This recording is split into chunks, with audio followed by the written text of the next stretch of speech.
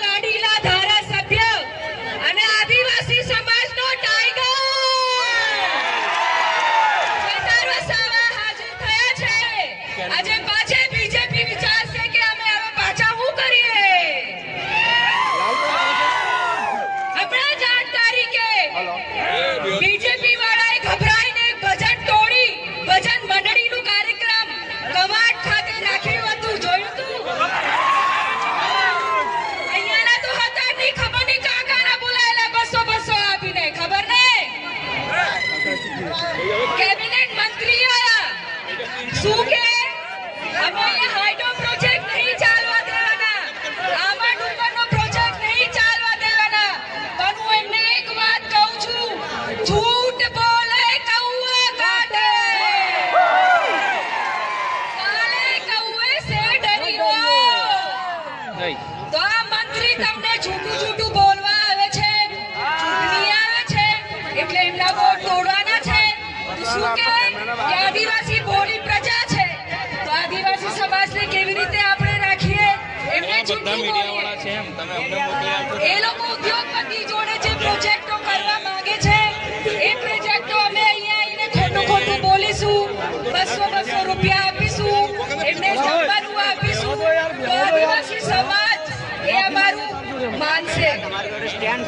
આ મંત્રીઓ અને જેટલા હોદ્દાવાળા બીજેપીના અહીંયા બેઠા હતા એમને હું એક વાત કરવા માંગુ છું, તમારો જૂઠ હવે નહીં ચાલે, તમારો જૂઠ હવે નહીં ચાલે। આદિવાસી સમાજ જાગૃત થઈ ગયું છે અને જે પણ પ્રોજેક્ટો આ લોકો કવાટમાં લાવ્યા છે એ પ્રોજેક્ટો એ લોકો પછી પાછું ચાલુ કરશે, એમની વાતોમાં આવતા નહીં। તાલુકા જિલ્લામાં બીજેપીને ઘર ભેગા કરો,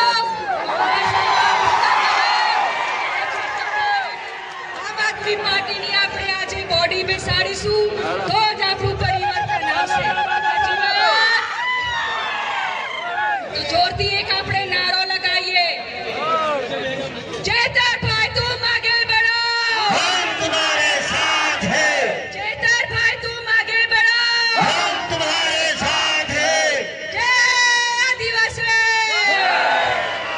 भारत माता की, भारत माता की।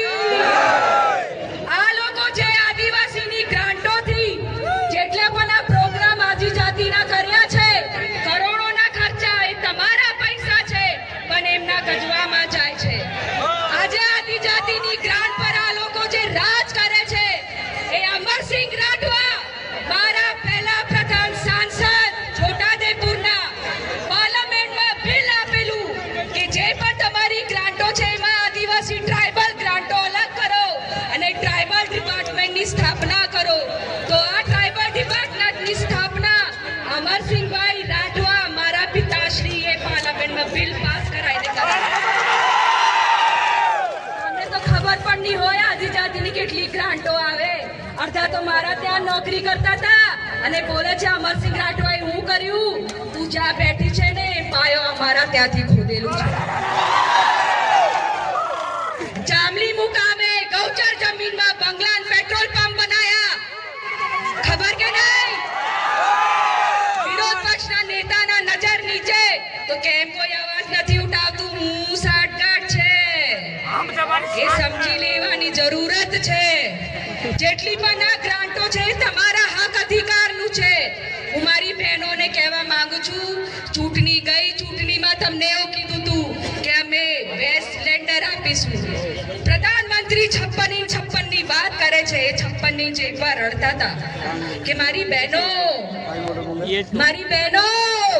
તમે જે ચૂલો સળગાવો છો એ ચૂલામાંથી જે આંસુ નીકળે, ધુમાડો નીકળે છે, એ ધુમાડામાંથી જે આંસુ નીકળે છે એમનું હૃદય કાપી જાય છે।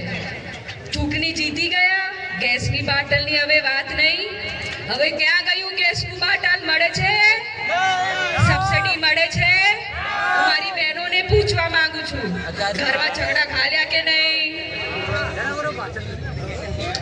હું મારા યુવાનોને પૂછવા માંગુ છું, કેટલા યુવાનો કોલેજ જાય છે અને કેટલા યુવાનોને કોલેજથી કાઢી નાખ્યું? કેટલા યુવાનોને કોલેજથી કાઢી નાખ્યું. આમાં શરમાવાની વાત નથી.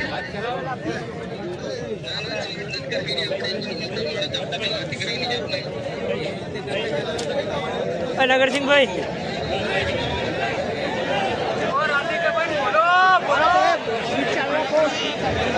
આમાં હું મારા યુવાનો જેટલા પણ અહીંયા છે એમને કહેવા માંગુ છું, તમારા ભવિષ્યને ચોકડી આ સરકારે લગાડી દીધી. કેટલા યુવાનોને કોલેજથી કાઢી નાખ્યું. કેમ કે ફીસ નથી ભરી શકતા, અને એ ફીસનો સહારો મદદ માટે આદિજાતિમાંથી ગ્રાન્ટો આવી દીધી. એને સબસિડી કહેવાય. એ સબસિડી કેટલા વર્ષોથી બંધ કરી દીધી. કોઈ ધારાસભ્ય સાંસદ અહીંયા જે મોટી મોટી હાકીને ગયા, કોઈ તમારા માટે લડત આપી નહીં આપી. એ જ છે ચૈતન્ય બિરસા મુંડા જઈને પકડાઈ લો. આદિવાસી સમાજ ગ્રાન્ટો જે હકદાર છે એના માટે લડત આપી, અને ગ્રાન્ટ અપાઈ. યાદ છે? તો કોણ આપણો મસીહા કહેવાય? ચેતર વસાવા. બીજા લોકોને બહુ પેટમાં દુખે, તમારા મોડા તો ઓરિસ્સામાં જો હવારે ઉઠીને ખબર પડશે. કેટલા યુવાનોને પણ એના પહેલા કોલેજમાંથી કાઢી નાખ્યું. કેટલા યુવાનોનું ભવિષ્યને ચોકડી મારી નાખી. એક તરફ તો રોજગારી નથી, વર્તન પૂર્યા કર્યા, ભણવાનું પૂરા ના કરો, કોલેજમાં કંપનીમાં નોકરી મળે ના મળે તો તમે શું કરો? મહેનત મજૂરી. હવે મહેનત મજૂરીમાં પણ મનરેગાનું કૌભાંડ આ લોકોએ કરોડો ખાઈ ગયા. હવે તો નામ પણ બદલી લીધું. એમને એવું લાગે છે કે મનરેગાનું નામ બદલો તો એમના કૌભાંડો હંતાઈ જાય છે. ખબર નહીં કઈથી હોતા ફરે છે નામ. અમે જે મજૂરી કરીએ છીએ 500,000 રૂપિયા જે દિવસમાં કમાઈને અહીંયા મારો ચૂલો સળગે, તો આ ચૂલો પણ એમને પોહાતું નહીં. એ કેમ અમારી ગ્રાન્ટો પાછળ પડેલા છે? હું મારા યુવાનો તમને કહેવા માંગુ છું, તમારું ભવિષ્ય તમને હાચવાનું છે. જે કરવા વાળા હતા કરી ગયા. જમીન તમારી, જંગલ તમારું, તમને તમારી પીઢી હાચવાની છે. આજે અમે છે, કાલે નથી, પણ તમને તમારું અસ્તિત્વ સહાજવાનું છે. અને આ ચૂંટણી, આ લડાઈ અસ્તિત્વની છે. તો તમે બધા મારું સાથ આપશો? તમે ચેતરભાઈનું સાથ આપશો? તો જોરદાર તાલીથી ચેતરભાઈનું પાછું સ્વાગત કરીએ અને પાછું કહીએ, ભારત માતા કી, ભારત માતા કી. ખૂબ ધન્યવાદ. ખૂબ સરસ.